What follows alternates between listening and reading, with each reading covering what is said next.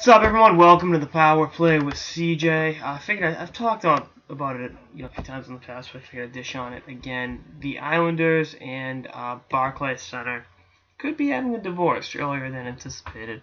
Obviously, in their first year playing in Brooklyn, the team had success, winning their first playoff series in 23 years, but uh, just the fit was never great. The sightline, it's not built for hockey. When they built Barclays, it was not for basketball and for concerts.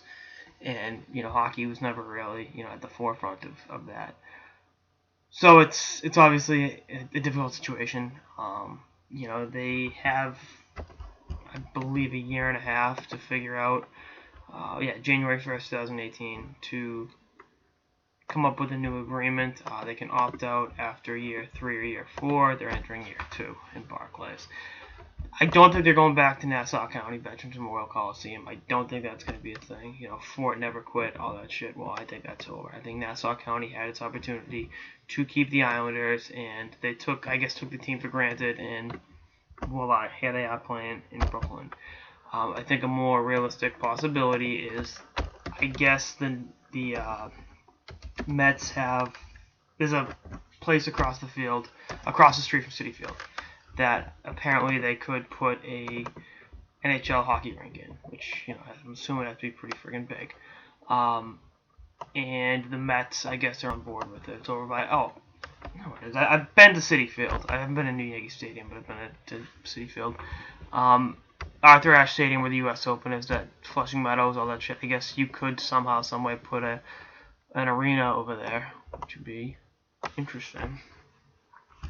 Just kind of looking at the layout over in the Queens. For as much shit as Queens takes, it's actually not that bad. This is a Bostonian saying that, so I'll take that for what it's worth. But no, I mean, somewhere in that area, something to think about.